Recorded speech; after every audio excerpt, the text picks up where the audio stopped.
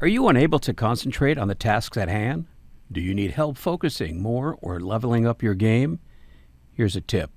Try Cognizant Citicoline, clinically studied to support mental energy, focus, memory, and attention. Cognizant supports brain health and supplies the brain with the energy it needs to stay sharp. Cognizant is a leading nootropic, featured in over 200 products. This podcast is powered by Cognizant. Visit Cognizant.com to learn more and find a product to help you fuel your day. Ready to achieve great heights? Then you're in the right place. Welcome to Power Your Performance, the podcast where we dive deep with leaders in the gaming world and beyond and learn the techniques they use to power their lives. I am your host, Gary Kleinman.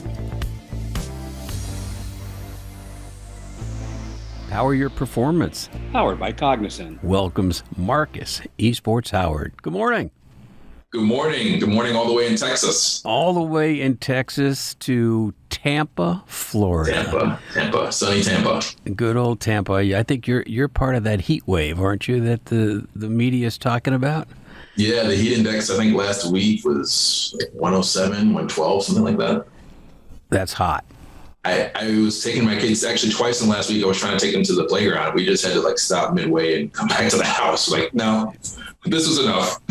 Yeah, that's when you're getting older, when you really appreciate air conditioning all day. So, speaking about hot, if there's anybody that is hot in the space of esports gaming, education, consulting, talking, authorship, it's you.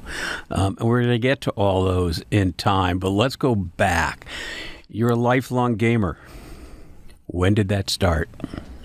The earliest memory that I have is when I was 6. And I know that I played a handful of games here or there, but when I was 6, my parents, for Christmas, got my twin brother and my younger sister, she's 18 months younger than me, got the three of us the Nintendo Entertainment System. And I remember very vividly waking up for Christmas, opening the door to my bedroom, starting to walk down the hallway to where the Christmas tree was. And I could hear the music, like the opening screen music, right? That just kind of plays on loop, the title music, and seeing the colors on the wall being cast from the different characters running across the screen, jumping on the turtles and the mushrooms and all of that. And the three of us just lit up. It was I'll never forget that moment. Oh, how cool. What a great lifetime memory. So you came from a gaming supportive household. I came from a gaming tolerant household. Okay.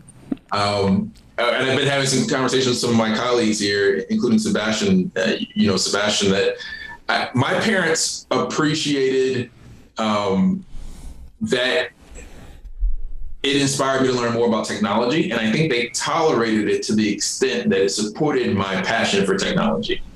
Well, that's interesting because, at a time when that was happening, I don't think many parents looked at it from technology or STEM based. It was mindless gaming, antisocial or non-social. Forget about anti, that'd be a little bit too dramatic, but non-social activity and just staring there doing nothing and not learning anything. So pretty progressive that were your parents educators? Were they they must have had some technical background in order to see that in terms of gaming.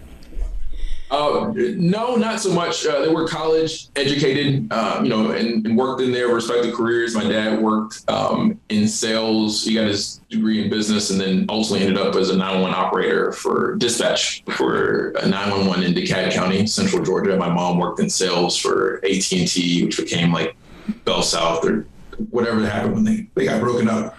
The Bell South conglomerate got broken up. But my aunt played video games, and I remember we would go to her house and play Sega. And my parents just witness how much joy it brought to us. Because, back in the day, we didn't have the internet, right? Right. And so games were more about either single player experiences, but more for us, the couch co-op experience. And it's taken some time into my adult years for my sister and my brother and I to have a good relationship. Like we had an okay relationship, but we had like the typical sibling rivalry. Okay. Unless we were playing video games. Okay. So I think my parents did it more as like a way to bring the three of us together. And then they understood that we were just fascinated with technology. But I do remember very vividly as well, like two moments, you know, when playing NES, my parents would say, get off that dang Nintendo, like go outside, get some air in your lungs. So was there a smackdown between you and your siblings in terms of who's winning in the games?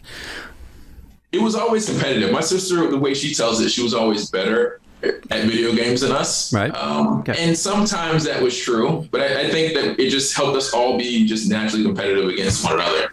But we would equally play, like, again, like couch co-op games. So like Teenage Mutant Ninja Turtles and The Simpsons, like Streets of Rage, games where you would play, you had to work together in order to beat the game. No, it's great. I mean, it's always fascinating to me how families find different ways to bond, and how parents with responsibility to get their kids to like each other as much as they can despite their differences, and that we all have them, as do our our siblings and our children and what have you, and certainly video games is one significant way to do it. And it's probably more common now because video games are a tad bit more acceptable today than they were, 20 years ago or 25, 30 years ago. So it's interesting that your parents allowed that and fostered that. So, and to be clear, they allowed it to the extent that it was motivation for me to do my homework. Yeah. Right. So like as soon as I wasn't doing homework or was being a troublemaker in class, that was the first thing that took away. Yeah. Was video games immediately. Yeah, so I can relate.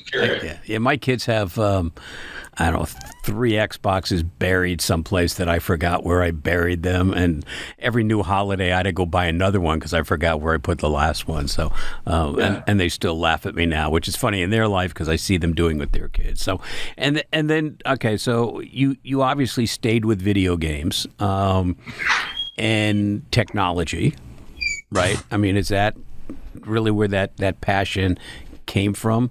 And so tell me what you did next. I mean, you go to high school and then you go to college. Yeah, so in high school, my brother and I, so ironically, my parents were trying to get us to learn the code in the 9th grade. We got selected for a magnet accelerator, so science and technology. And my parents were trying to get us to learn how to code for the sake of like writing code within this science program. But we didn't have interest in doing that. We didn't have any interest in coding. They gave us basically like this 600-page book of HTML, CSS, and JavaScript, but we just didn't want to learn it. They were making us make time out of our eating schedule that we wanted to spend playing video games to go learn this thing, and it never would stick. But we learned through the magnet program, because we had to have TI-83 plus graphing calculators, the ones with the screens, that you could put video games on the calculators and turn the calculator basically into a Game Boy. Yep. So because we had a lifelong love of playing video games, naturally, like we wanted to see if we could make our own game. And so we started learning to code explicitly and specifically for the purpose of building our own game on the calculator. So where our parents were trying to introduce coding to us to no avail, like once we made that intrinsic alignment with video games, we naturally started to teach ourselves. And then I went on to get an IT degree with a minor in management. My brother got a computer science degree, all because of video games. Well, that's what's fascinating. I think, people don't give gaming enough credit. I know there's a statistic.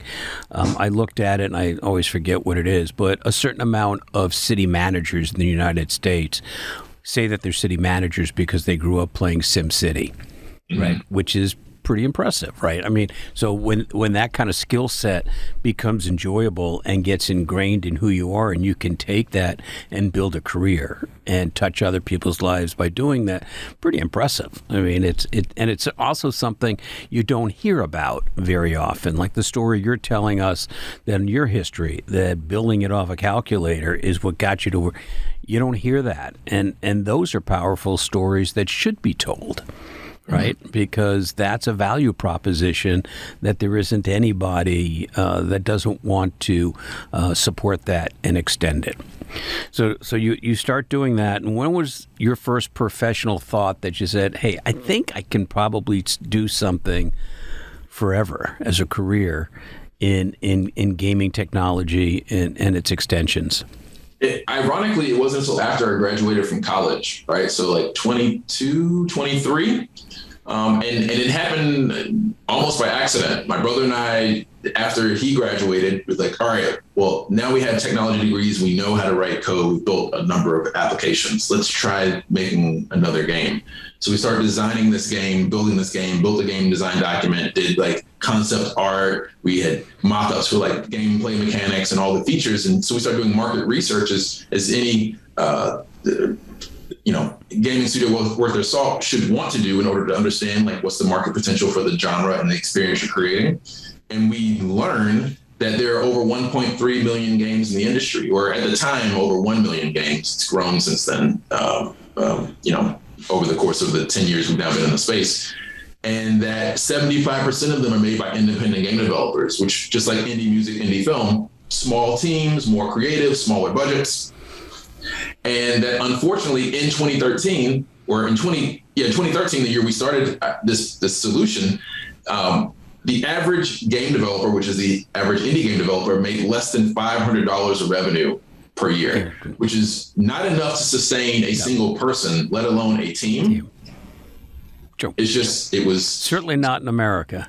Oh, definitely not. Right. I'm not even so sure in India where some of the development is done, but without a doubt. Developing countries, let me not say third world country. Yeah, without a doubt. But the tools have expanded, so it's easier today for indie developers because of all the software tools. All right, so 10 years ago, you realize you're doing this. What was the first thing you did? And you go, okay, this is where I'm going to spend my professional life. And I know it's got lots of arms, and we're going to get to all those octopus arms that you have because they're fascinating. And, we've had a couple conversations where we share a lot of beliefs, and we're going to get into those about the direction, the value proposition, and what's really going on in esports, but we'll still go back 8 to 10 years and give some context and foundation for how you got to where you are now.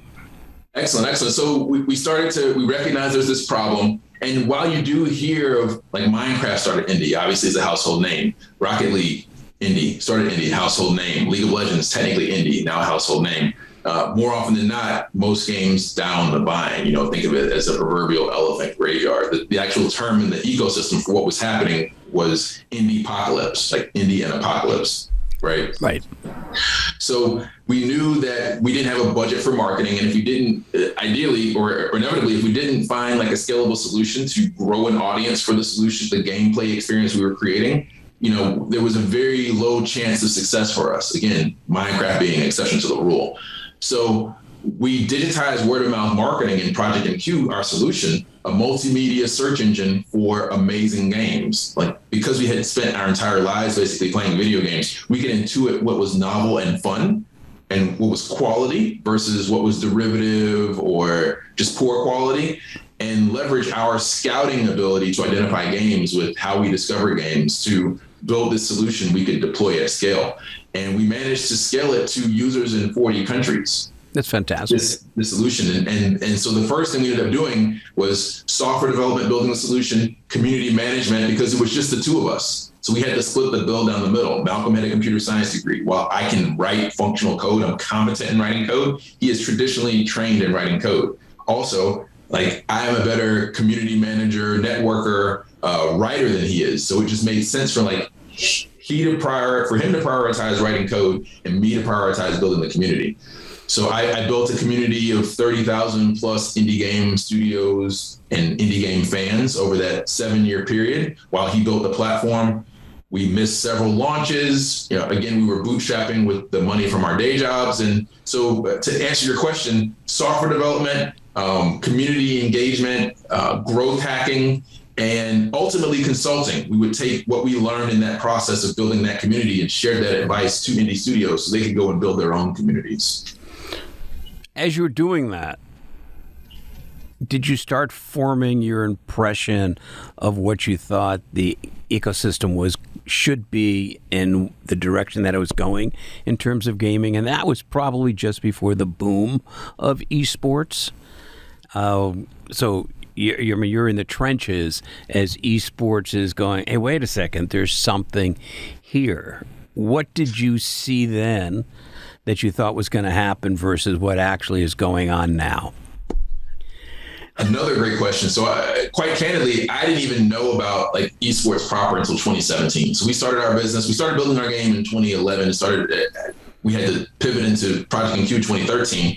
And so I would hear the words as you know, you get more immersed into the ecosystem and sign up for all your IGN news feeds and all these other platforms to kind of stay abreast of what's happening. Start to see esports.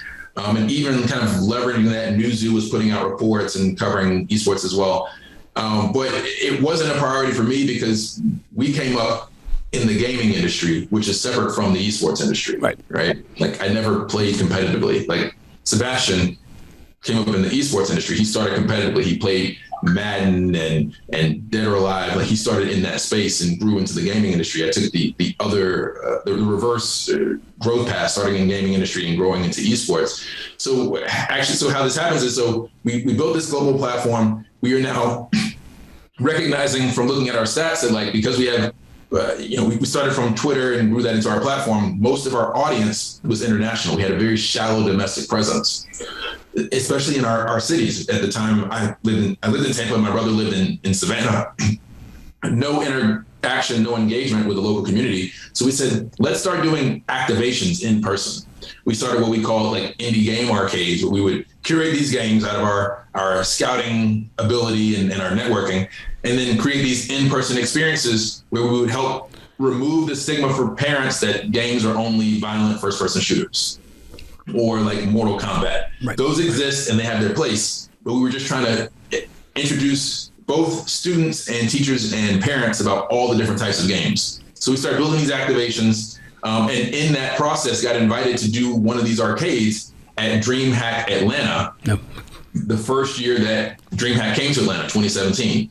So I got to experience esports in person for the first time, and you've seen it, right? Like the experience speaks for itself. It's mind-boggling. Right. It's mine. For those that have never experienced a live esports event, it will change your mind about engagement. More so than anything. Forget the games for a second, because as we've talked, games are transient, and you see it all the time. But community is not transient, and engagement is just unbelievable. You close your eyes in an arena, you think you're in an NBA game. Right. I mean, and it's the same. And it's a different demographic in terms of you got moms and dads and kids and merch and screaming and yelling and the food and everything else. It's hard to imagine until you see it that you become a believer. Mm-hmm. So you must have been shocked, right? You go to DreamHack in Atlanta and you're thinking, okay, we want to do some neighborhood stuff, and boom, you hit the 4th of July basically.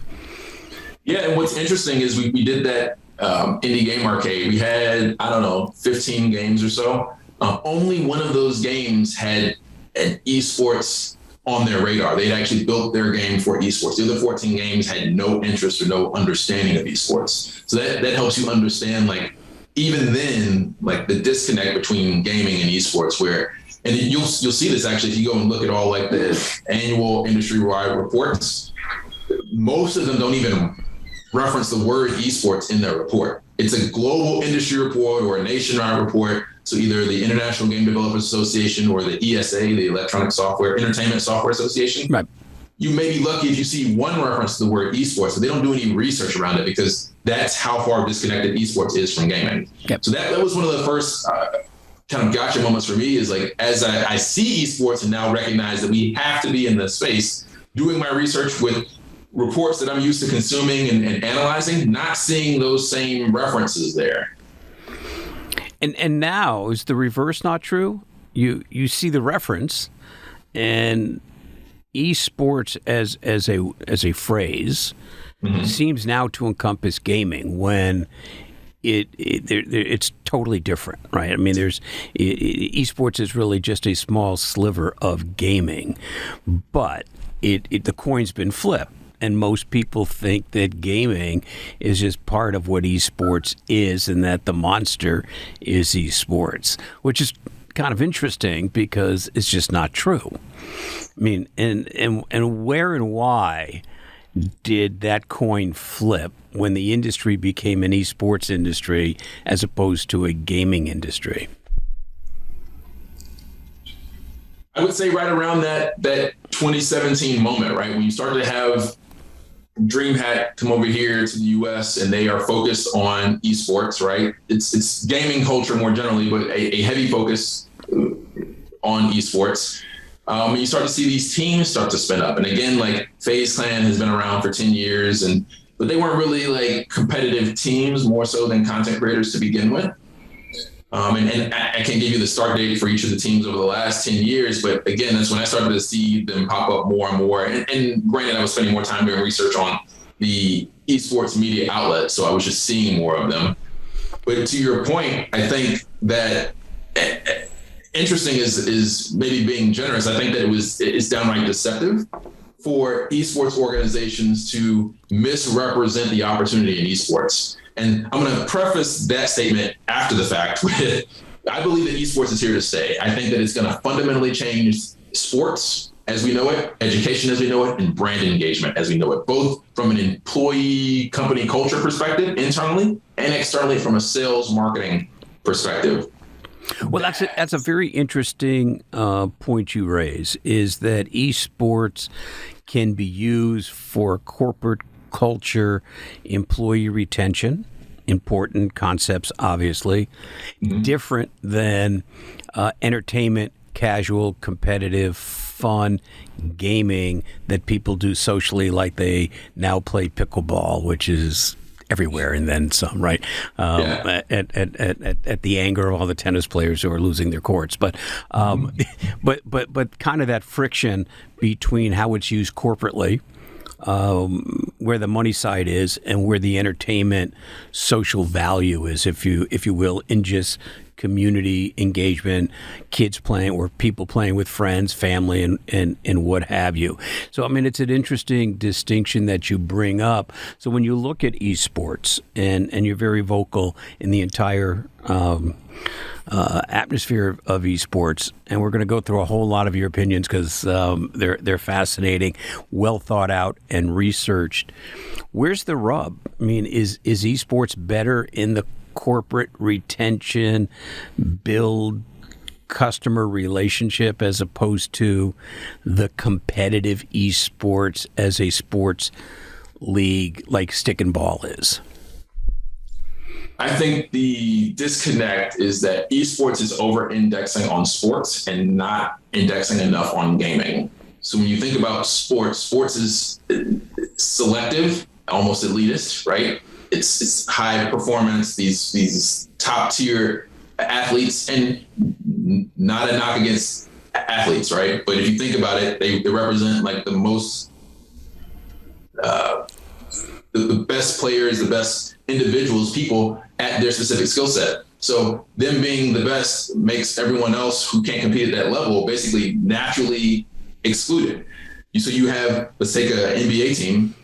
You've got maybe 12 people on one team, 24 across, the two teams competing, playing on the court, or at least on the court and on the bench, and everyone else in the stadium is a spectator. Right. So only 10 to 20 people are active, including the coach, actively participating in this stadium that maybe had 50,000, 40,000 people, 50,000 people, and everyone else is just a casual, passive spectator. Versus in the gaming industry, you have 3 billion people who are actively participating in an activity. Well, see, and that raises a very interesting point, because using basketball as the example, and 99.9% of the involvement in basketball is fandom, right? Spectator fandom, buying merch, screaming and yelling for their team, whatever that is, with very little engagement in terms of physical engagement on their own. Where gaming is the flip side of that. But there's very little fandom per se in terms of the individual gamers, right? So in the NBA, you've got people that love LeBron, just from the top of the food chain. You don't really see that in gaming, which is kind of interesting. You've got so many people. Where's that disconnect? I mean, is it it seems to me that you have so many people that are gaming that take a small percentage is still a large amount of people that would be fans of a specific player or team as opposed to the game, where the NBA has it the flip. And I wonder if is that a social thing? Is that just that it's so new we haven't gotten there yet? I think that most gamers don't care about esports. That might just be one person's perspective. But if you go back to E3 2020, I think that was E3 2020, there was a segment that was done that had Nate Shot interviewed by, what's his name? Herx. I don't follow sports really at all. And also I don't really follow esports as a fan. I follow it as an ecosystem. So these two folks, like the guy was from Optic, which is now Envy and Optic or something. And this guy who's CEO, Nate Shot, CEO of 100 Thieves, were having an interview, and that segment got added into the lineup for E3 when they did the virtual event in 2020. And it's very telling when you watch the comments for that segment. Everybody who was there for the game is like, who the hell are these people and when are they going to go away? Like, people kept saying, like, we don't care. This is boring. Who are these? This is stupid. Like, let's move back onto the games. And that's the average gamer who signed into this event about video games. They're wondering, like, what is esports doing here and when can we get rid of it so we can go back to games? So do you think that, and you said earlier you think, esports is here to stay. Is it here to stay as a viable business, or is it here to stay as a higher level of competition in gaming for those that have the skill set, number one, and two, have the desire and ability and the scale to get out there? I think it can exist where it adds meaningful value to a business. So let me provide an example. If you have a globally distributed team, a software development team, and maybe you have a physical headquarters here in Tampa Bay, and you can't engage your remote team effectively other than video games. Video games is a great way to build camaraderie, teamwork, trust, things of that nature to help foster a better company culture to ultimately achieve producing better products and services. So as an HR function, right, esports, and I describe it as casually competitive esports, so not like who's the best player in your team or in your company across the entire world, but like, how do you leverage esports the same way you would normally leverage video games, but in a slightly competitive capacity? How do you leverage that as an HR function? And then esports within that view adds value to the business. Right? But not in the same mindset, if you will, as stick and ball does in an organized, competitive fashion. Is that how you see it? That I don't take Valorant or any other game. That it doesn't really have legs as an independent, franchise, competitive, worldwide competition, that the value is really in using it for better phrase, social good, whether it's business social good, community social good. That's why you've got, places like, Games for Change and right. what have you. Great people doing great things. And is that where you think the value proposition is in the esports? I think so. Again, to align with a business's, or not a business, but a brand's goal, their core goal, aligning esports as a tool or a means to achieve that goal. So again, we use the HR example, using it as a sales and marketing example. For if you had some product that you would give away free samples for, right? You're already giving away free samples or offering discounts, like 15, 20% discounts. Instead of just giving them away, or in addition to just giving them away, there is no reason that you could not host an esports tournament where the winner of the tournament gets the product for free from some short or extended period of time. And all the participants get the same discount code that you were going to give to them anyway.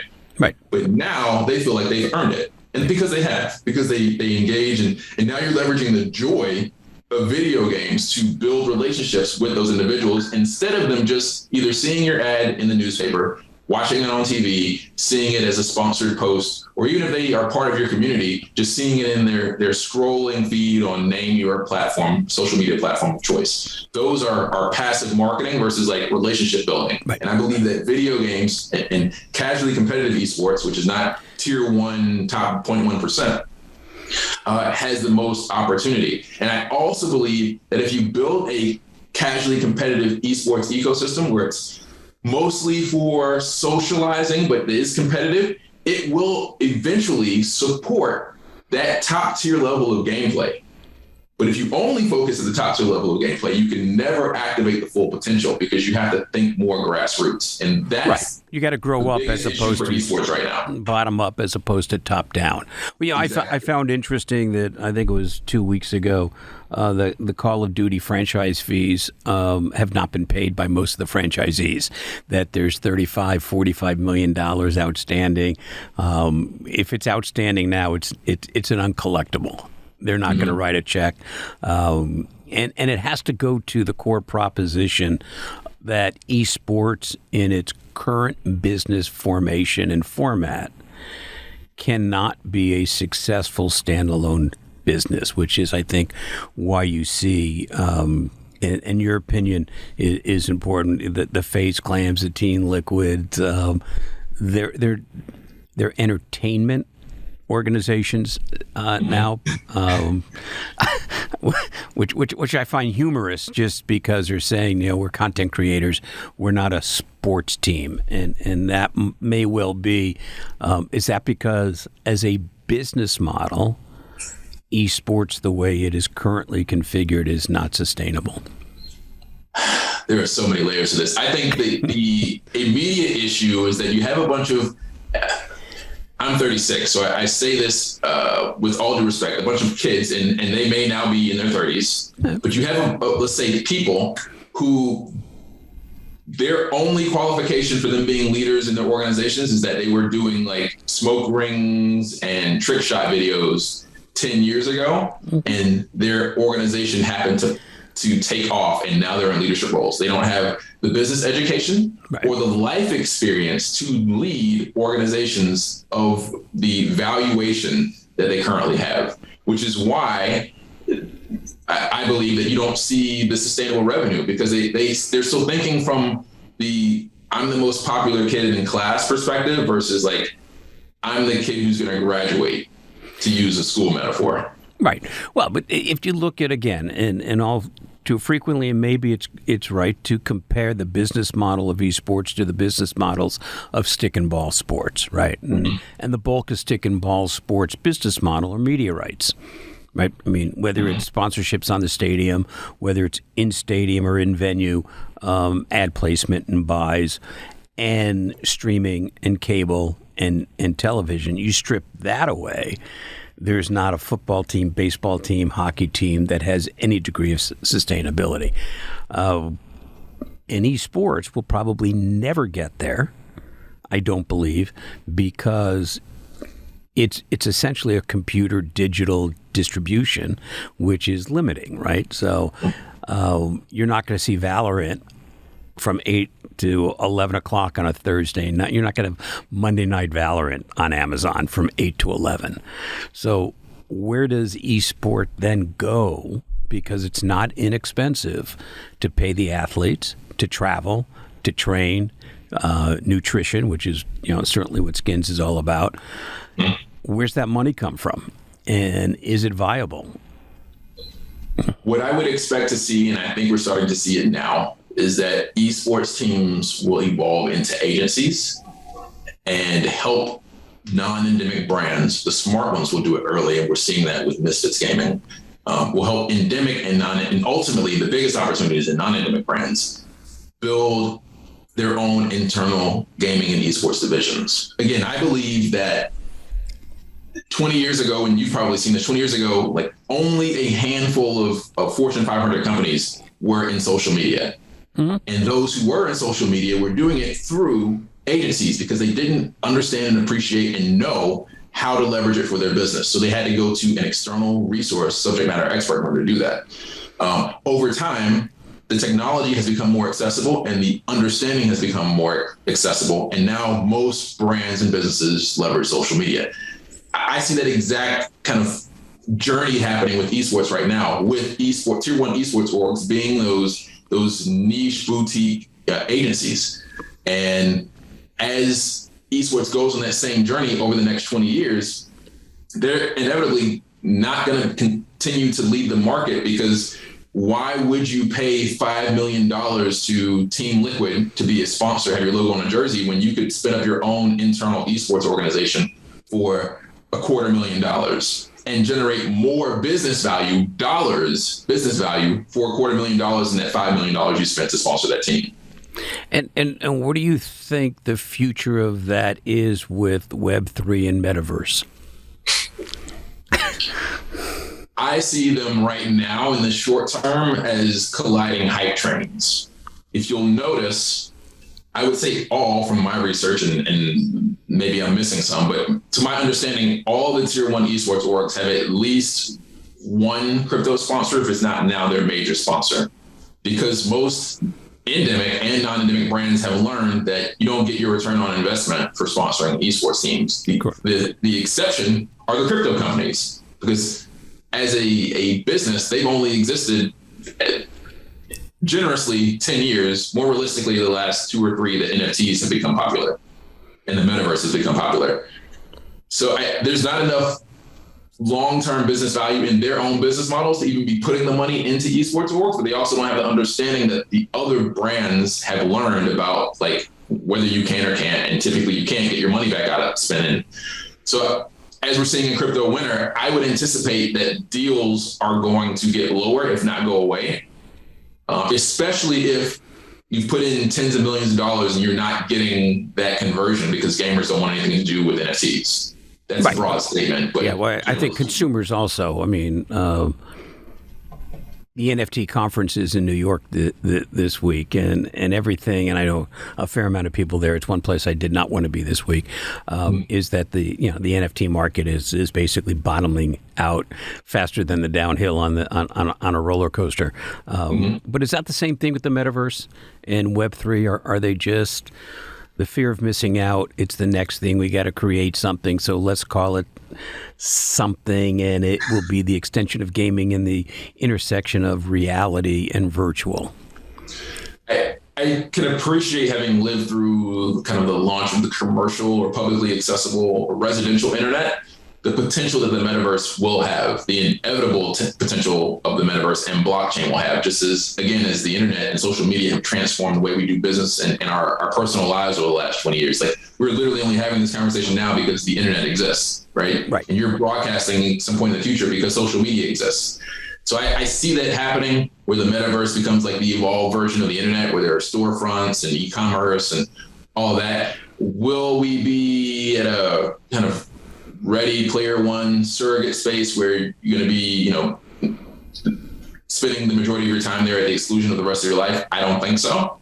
But I do believe it will have a similar scale of impact. I'm just not quite sure how that's going to manifest. I think it's more from an augmented reality place than it is the Matrix. I mean, I look at it. It never becomes the Matrix. Yeah, I mean, I look at it as it potentially just another form of community and engagement, and not a form of business. Right. And I think what seems to happen, certainly in our country, is that whenever anything comes up, the first thing is, how do we monetize it? Where's the business in that? And I'm not so sure that the metaverse or Web3 is a business. It's another collective. It's another place for communities to get to and engage in a way that may well be different than other places, but that doesn't necessarily mean it's monetizable in terms of how we look to monetize literally everything in our society. It never goes to where's the communication, where's the conversation, where's the value proposition. It goes to where's the money, and I think we skip sometimes on the metaverse and Web3 as to, okay, it's going to be the next NFTs. It's going to be the next big thing monetarily, when it may just well be a collectible. and it may be like 95% of all the baseball cards are valueless because I've got 2 garages full of valueless baseball cards that my kids are still breaking packs. But you think about the functionality of NFTs, and I agree with you 100%. Well, 2 things. One, the vast majority of Web3 and blockchain and play-to-earn games are crap. They're not fun. They're just bad games, including the most profitable ones. They're just generally bad games. Axie Infinity, if you look at its economy and what's happening, not a good game. It is a good proof of concept, but not good in terms of mass market enjoyable. But then more largely, if you think about NFTs, right, if it becomes essentially a digital receipt, which is what I would equate it to, we have a bunch of physical receipts now, and they have practically no value. So if you think about it, right now it's somewhat supply and demand and somewhat empty hype. But as it scales, if everything has an NFT in the future, and I imagine most things will, like, this mouse will have an NFT attached to it, and this discarded container of yogurt that I had from last week that I should have thrown away, right, will have an NFT attached to it, and they won't mean anything. Well, the interesting thing, and I know people that are in the NFT business on an early stage, and they have relationships with God knows who. Yeah, lots of well-known people and they go, oh, we're going to do their NFTs. And I think what people don't realize is that the single largest asset that you can have is intellectual property, right? If you own the IP, you have an asset that you can, and that's true whether that IP is a song, and you can see all the artists now that are selling all their libraries for hundreds of millions of dollars because they're selling masters. It's the IP. In NFT, you don't get the underlying IP. You are buying the digital code to an image of which you don't own that image. And when you talk to people, they go, no, I have the IP. Oh, no, you don't have the IP. And I always find it interesting. And again, it's that fear of missing out, that FOMO, let's monetize it, is what are you actually buying? And they go, oh, I didn't know that. Why would I want to buy that, right? And I think it's interesting. To me, it almost seems like the pyramid schemes from, first person in makes a lot of money because they can flip it, and the last person that comes in, they set their meeting and there's 3 people in there and they've lost all their money. So I agree with that. I think to answer your question about the value of metaverse to esports is that it does give teams the opportunity to create their own IP as an experience, right? Where they can't create their own game. And that's not to say that teams haven't tried to create their own game. You've got 100 Thieves announcing they're going to do that. They could be successful. History would indicate that they won't be. Because they raised $60 million last year and already had spent some of that. And some of the most successful games take at least $100 million to make if you want to compete at a scale of a Call of Duty, right? Or what was it? Grand Theft Auto, I think, took $500 million to make. So they didn't have the full $60 million when they made the announcement. And if they had the full $60 million, they still most likely wouldn't have enough money to produce a game. Then you add to it, you've got FaZe Clan. FaZe Clan tried to make a game 5 years ago, and they basically got called out and accused of intentionally scamming their audience because they didn't understand that they don't know how to make games. Right. It's really, really complicated and difficult to make a good game. No question. Companies that make games for a living can't do it consistently. No question. Right? Right. So, yeah, it's interesting. I think the teams should be maybe focused on creating experiences. 2077. I think it took them 10 years to make that game. Yep. And it, right. Yeah, and I think... So I agree with you. You're right. I think what it creates is that opportunity to create some kind of virtual IP and then monetize that community from that perspective, where they couldn't do it from purely making a game because the development cycles are shorter and you got a lower budget to produce relative to a game. But other than that, I think they will struggle. Before we sign off, and I can talk to you for like hours and hours and hours, and next time I come to Tampa, we'll do that over dinner, I love your book, Innovate. Tell me, where were you when it popped in your head and you go, and I got to interview, I got to do this. So tell me where that impetus, because I love that initial thought that people have, and I think there are 2 things I want to say. One, I love the thought and the concept behind the book, but even more so the fact that you actually went out and did it, right? Because it's all about execution. So there are a lot of people 36 and otherwise, and 58 and otherwise, and 20, they go, I'm going to write a book. And it's interesting, and all their friends and family go, yeah, it's a great idea, and then they never did it. So congratulations, not only for the thought, but for actually executing and putting it out and having it so well received. Where did it come from? It wasn't my idea. And to clarify, I only wrote 2 pages out of the book. It's more of an almanac of innovation, an encyclopedia of innovation. Right. So I wanted to highlight the top innovators and thought leaders in the space, and I would never be able to tell their stories better than they could themselves. And B, until 6 months ago, I had been working a full-time job in nothing related to gaming and esports in the metaverse and blockchain. So I just didn't have the time. Like part-time, it took me 2 years to put together a book where I only wrote 2 pages. And in fact, I only wrote those 2 pages like the week before we printed the book, because I just didn't even have time to write the 2 pages, right? So I never would have written the entire book myself. Right. But even before those 2 pages, just to aggregate the innovators, there had to be a moment where you said, there's a lot of innovators out there. Their stories need to be told. They're not told. And they're probably better told in a condensed version among many, like a tabletop book of art, right? You're not going to have one book on the Mona Lisa. It's better to have multiple images that you can talk about. So where was that, and what was it about innovation and the innovators that you said, I want to talk to them and I want to distribute their stories? So to answer your first question, I'll get back to this one. Yep. This book is called Innovate Gaming and Esports. Get the glare out of there. And it's published by Global Villages. You'll see the name on the spine. Yep. Get out of the camera here. So I was actually in their book for Tampa 3 years ago. They used to be called Best of Tampa, or Best of was the series, and they rebranded to Innovate. And in their second edition for Tampa, it went from Best of Tampa to Innovate Tampa. And my previous company, the multimedia search engine for discovering amazing games, was featured in their second book.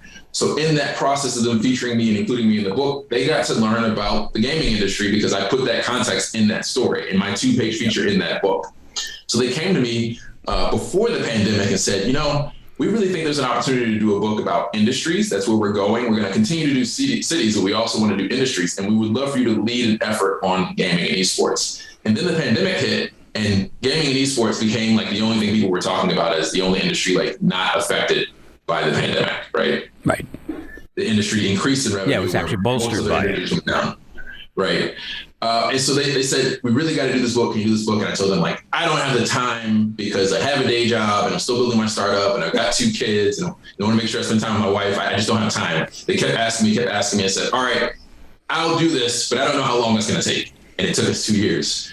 And to answer your second question, the reason I wanted to create the book was that I wanted to elevate the discourse, the conversation, the dialogue about video games and esports. There's still a stigma today. It was a strong stigma 20 years ago, but it still exists today. And people are just talking about, for example, in esports, about, Bugga, and I don't know if I'm pronouncing his gamer tag properly, the kid who won like $3 million playing Fortnite 2 years ago, and Ninja as a content creator. So nothing against like creating content or winning a large 7-figure sum as a prize for playing in tournaments. But A, those are exceptions to the rule. And B, those opportunities are a drop in the bucket to broadcasting and sales and marketing and health and wellness, as you know, through what you're doing with skins.gg, and all the other opportunities, 100 plus STEAM career opportunities in the space. So you could work either as an entrepreneur or an employee at another business that never get discussed because we're too busy talking about the $3 million won at the Fortnite tournament and FaZe Clan and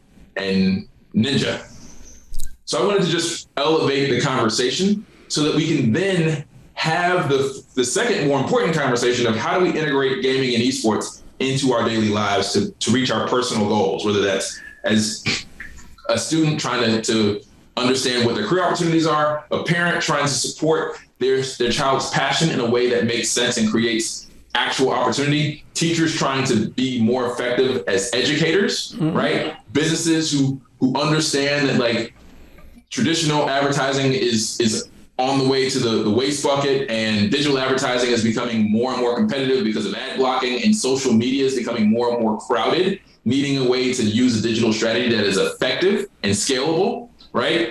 Nonprofits trying to raise funds, trying to improve like voter registration and volunteering and all these social good opportunities. Video games can help achieve all of that, but we can't even have that conversation until people understand what gaming and esports is. So that's why I created the book. And to answer the last piece of your question, ironically, when I started this book, I wanted to feature about 70% of the book on like the most popular people I knew in the space, or I was connected to in the space. You know, I have a healthy LinkedIn network, and I'm connected with the biggest teams, biggest companies, biggest names. And then 30% of people who were actually, I believe, were actual innovators. It's my opinion that like popularity and innovation are almost polar opposites. Like the most popular people are not the most innovative, right? And so I reached out to the 70% and the 30%, and almost without fail, the 70% either ghosted me, told me they didn't know what I was doing and didn't care, or agreed and then reneged on me. So what I had to do was to double down to go all in on the 30% who I felt were actual innovators and thought leaders. And as a result, my book is one of the most profound books and most inclusive books in the industry across the board. No question. And esports. So is there one innovator that stands out more than anybody else? Not to say that they're not all equal in the way that they innovate, but is there one that you, when you were done and you say, okay, you hit send to the publisher, you go, I connect to that. I get it. I'm impressed. I love it. Is there that one innovator in there that stands out?